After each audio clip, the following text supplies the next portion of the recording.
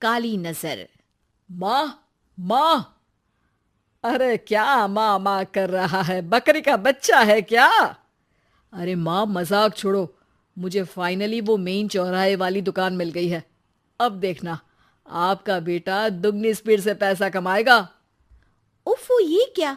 मेरी online makeup class चल रही है। इतनी जोर से क्यों बोल रहे हो आप दोनों? अरे मेरी धर्म पत्नी जी, मेकअप क्लास बाद में करना। वो चौराहे वाली दुकान मिल गई है हमको। अरे वाह! रुको, मैं अपनी माँ को फोन लगाकर बता देती हूँ। अरे मैं भी अपने रिश्तेदारों को बता देती हूँ। कितनी खुशी की बात है।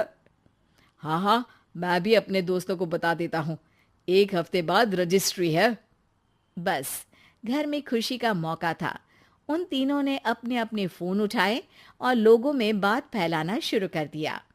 और रही सही कसर, श्वेता बहू ने अपने पड़ोस में सबको बताकर कर दी। अरे वर्मा आंटी, अब हम भी जल्दी कार ले लेंगे। घर का रेनोवेशन होगा और ठाट से रहेंगे हम भी। अरे, ऐसा क्या हुआ? लॉटरी बाटरी लग गई है क्या? अरे, इस बार चौराहे वाली मॉल में हमको भी दुकान मिल गई है। दुकान नंबर 21, जो एकदम चौराहे पर है। अब ग्राहक बढ़ेंगे तो आमदनी भी बढ़ेगी ही ना। अरे वाह, कितनी खुशी की बात है। मैं बहुत खुश हूँ तुम्हें इतना खुश देख के। बाकी एक बात कहूँ, सबको मत बताते फिरना। किसी की नजर लग जाएगी तो खुशी की खबर वापस लौट जाएगी। हैं? ऐसे थोड़ी ना होता है। अब डरा रही हो। अरे सही कह रही हूँ।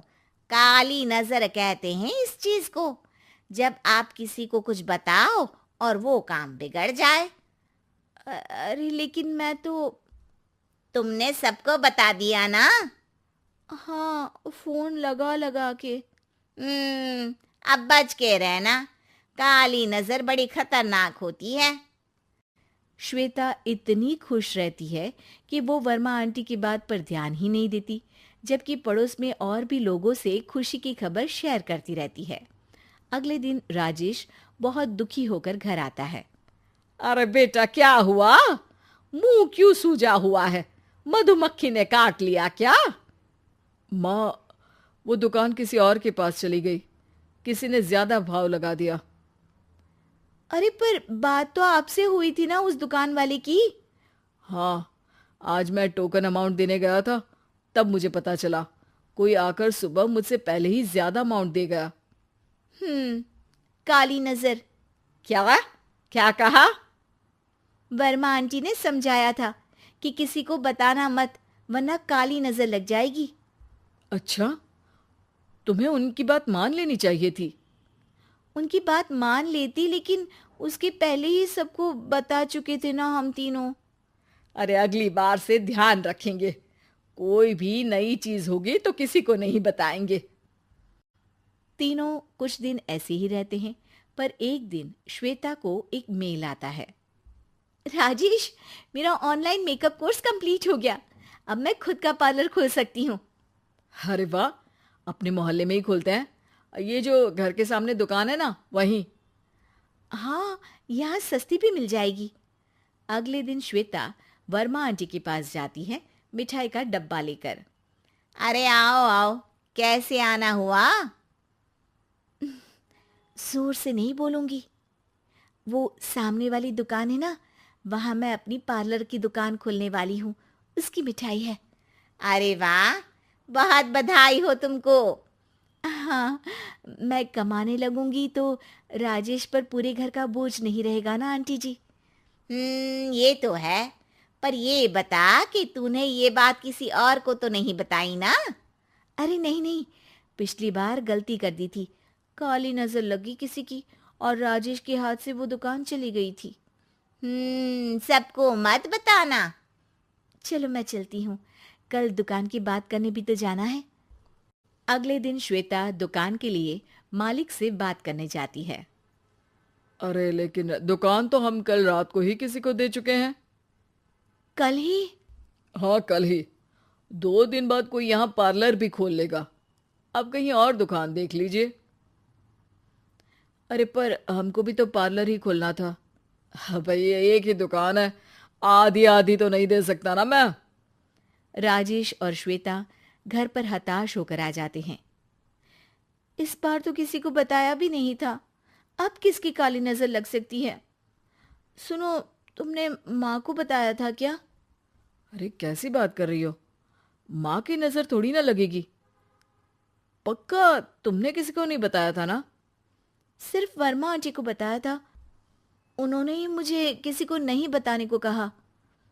अरे यार, तुम भी सही हो, मेरी माँ को नहीं बताने को कह रही हो, पर वर्मा आंटी को बताना तुम्हें जरूरी लगा।